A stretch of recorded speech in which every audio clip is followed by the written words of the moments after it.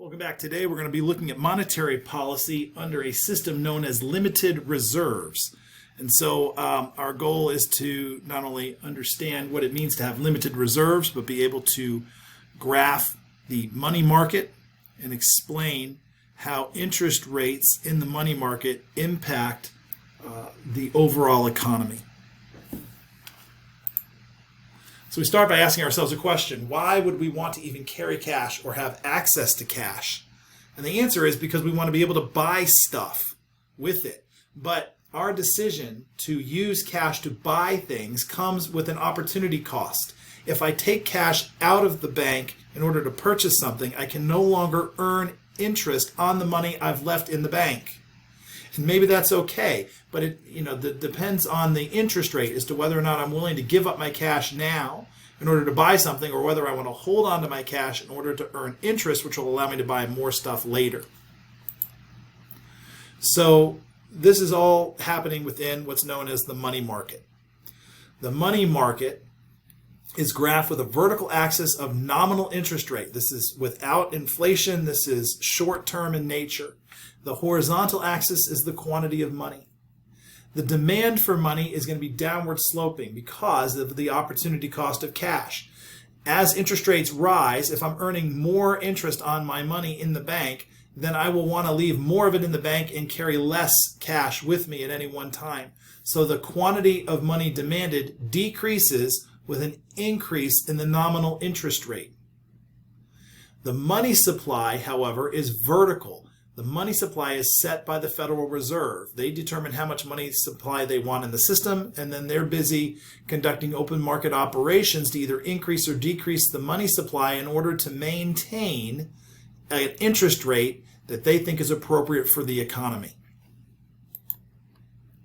The intersection of the money supply and money demand curves gives us what's known as the federal funds rate, and that is the rate of interest that banks have to pay each other when they need to borrow in order to maintain minimum required reserves. Now, within a limited reserve framework, what we mean is that reserves are not abundant, that a change in money supply will impact the nominal interest rate, causing it to either rise or fall. And as a result, traditional monetary policy tools that we talked about in the previous lesson will help the Federal Reserve influence interest rates and, by extension, influence economic output. They'll be able to use the required reserve ratio. They'll be able to use the discount rate or open market operations. Traditionally, the first two have limited impact, so we're primarily going to be focused on the open market operations part of things. The Federal Reserve will shift the money supply using those three tools in order to change the federal funds rate, either having it go up or down, depending on whether they want to see more output or less. So if we're at equilibrium right now, like we see on the left, then we could ask ourselves, what would happen to the federal funds rate if the Fed chooses to buy or purchase Treasury securities? If we think back to a previous lesson, we'll remember that when the Fed buys or purchases T-bills, they are taking the T-bills from the commercial banks and giving them in exchange money. So when that happens, we'll expect the money supply to increase or shift to the right.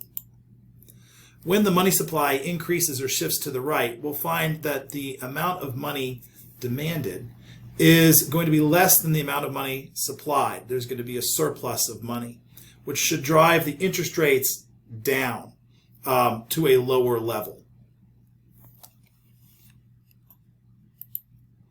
There can be shifts in demand for money as well. Shifts in the demand for money are going to result from one of a few different scenarios. One is a change in overall aggregate prices. That is, if there's, for example, inflation, if prices are rising, then we'll have a need for more money, which will cause the demand for money to shift to the right, and as a result will cause interest rates to rise. You could also see a change in real GDP. If GDP is increasing, that means there's more goods and services being produced and consumed. In order to purchase more goods and services, it will require more money. All things being equal, we'll need more money to buy more goods, which means there'll be an increase in the demand for money or a shift to the right, which will also cause interest rates to rise. Finally, changes in technology also influence the demand for money. Sort of the prevalence now of ATMs reduces the need for people to carry cash. They can get it on an as-needed basis. Credit cards, debit cards, electronic payments means that we don't need to carry as much cash as before, so the demand for cash is less, or it results in a left shift, which has a natural tendency to cause interest rates to fall. So what happens to the money market equilibrium if, for example, there is inflation increasing? Well, in this case, we said higher inflation means more money needed to buy the same number of goods, so we should see a right shift in the money demand curve. When that happens, there is now a greater quantity of money demanded than supplied. There's a shortage, which will cause the interest rates to rise in order to get people to want less money. And so you'll see an interest rate increase as a result. So how does this all impact monetary policy? Well, again, the Fed's goal is to influence interest rates in order to lead to a certain amount of economic output that they want to see. So the Federal Reserve establishes a target rate they would like to see banks charging each other, sort of a target interest rate that they believe will generate a certain amount of economic output that they believe will cause full employment and stable prices. The change in interest rates affects consumption and investment spending. Higher interest rates means less spending. Lower interest rates means more spending. This change in consumption and investment causes aggregate demand to shift either right or left. That shift in aggregate demand will then lead to a change in real output and price level and achieve, hopefully, the Federal Reserve's goals for the economy. So that's what monetary policy is all about. It's all about changing interest rates in order to get more or less consumption and investment to close either an inflationary or recessionary gap. So if the economy is running a recessionary gap like we see here, the Federal Reserve's goal is to bring the economy back to long-run equilibrium. The way to bring the economy back to long-run equilibrium is to affect the aggregate demand curve by shifting it to the right. So how can the Federal Reserve incentivize an increase in consumption and investment? The answer is they've got to lower interest rates. So the way they would do this in a limited reserve system would be to increase the money supply in order to drive interest rates down. And the way they'll increase the money supply is by buying treasury securities. They want to get money into the banks. In order to get money into the banks, they have to make an exchange. They're going to take the treasury bills from the bank and in exchange give the banks money. This increase in money will lead to an increase in money supply. It'll allow the banks to lend more, and it'll cause interest rates to drop. So you'll see the money supply increases, causes interest rates to fall. Because interest rates have fallen, it's cheaper for businesses and consumers to borrow money in order to purchase goods. And because they are purchasing more goods and services than before, you'll see an increase in aggregate demand, shifting it to the right, causing the price level to rise, but also increasing real GDP. Another element of this process, and something you'll have to be able to calculate, is how much the Fed should spend on buying these treasury securities. So let's pretend there's a required reserve ratio of 5% and a $20 billion output gap. Well, we know that the Fed should buy less than $20 billion worth of T-bills because there's a money multiplier. If they buy 20, they're going to overshoot their target. So how much should they purchase? Well, the first thing we need to do is calculate that money multiplier, which is 1 over the reserve ratio. So it's 1 over 0.05 or 1 over 1/20th. And that tells us then that the multiplier is 20. So how much should they spend on bond purchases? Well, they know that they need to get $20 billion of total economic output. So that's $20 billion will be equal to the money multiplier times the amount of bonds that they actually purchase. So we would do the $20 billion gap divided by the money multiplier tells me that the Fed needs to buy $1 billion worth of Treasury securities. And once they buy that $1 billion worth of treasuries, that $1 billion goes into the banking system, it's lent out, and it will multiply or grow into the $20 billion we need to close the output gap. Same thing applies just in reverse with an inflationary gap. If the Fed sees an inflationary gap, they know that they need to put the brakes on the economy. They need to slow down aggregate demand. They need to reduce the amount of goods and services being purchased in the economy. So the way to get aggregate demand to shrink is to increase the cost of borrowing. And so in this case, the Federal Reserve will cause money supply to shift to the left.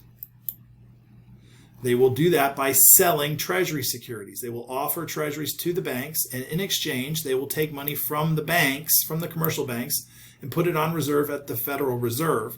Money at the Fed is dead. It's no longer part of the lending process. So when the Fed sells Treasuries to commercial banks, it will reduce the money supply. When there is less money supply, we'll see an impact in the interest rates. As the money supply shrinks or shifts to the left, we see that the interest rate will rise. This increase in interest rates makes it more expensive for firms and consumers to borrow, so they'll borrow less. And as they borrow less, they'll consume or purchase fewer goods and services, causing aggregate demand to shift to the left, bringing us back to long-run equilibrium with a reduction in total output and a reduction in the price level. The big takeaway then is that monetary policy is all about interest rates. Causing interest rates to go up means less aggregate demand. Driving interest rates down means more aggregate demand. That's really the whole nature of monetary policy. There is one last thing to keep in mind about monetary policy, however, and that is that it is not a magic wand. That is, you cannot be at long-run equilibrium and say, oh, let's use monetary policy to grow the economy. It doesn't work that way because of a concept known as the neutrality of money. Because money is neutral, changes in the money supply will have no real effects on economic output in the long run if you are starting at a point of long-run equilibrium. If you're starting at a point of long-run equilibrium and you increase the money supply, the only thing you can expect to get at the end of the process of adjustment back to long run is an increase in the price level. And also, there'll be an equal increase in price level compared to money supply. So if you're at long run equilibrium and you increase money supply by 5%, then in the long run, output will be the same, but you'll have price levels that are 5% higher. Now, why is that? If we start at a point of long run equilibrium, then the Fed's decision to lower interest rates would cause aggregate demand to increase or shift to the right. Doing so would cause an increase in output. So yeah, great. Short run, we've done an awesome job. We've increased economic output and things look better than they did before. The problem is that in the long run, the economy will adjust back to long run equilibrium. Right now, we have an inflationary gap. We see that unemployment has dropped, wages are rising. So in the long run, we are going to shift short-run aggregate supply back to the left, bring us back to long-run equilibrium at the original output. So no increase in real GDP, but at a higher price level than we were when we started this whole process. Yeah. So there are some limitations to monetary policy. It doesn't mean that the Fed shouldn't be involved in trying to close output gaps, but it does mean that there are some limits to what the Fed can actually accomplish in the long run. Now that's how it works with limited reserves. Next time we'll look at the ample reserve framework and see how things are a little bit different and how the tools change a little bit depending on which situation you find yourself in.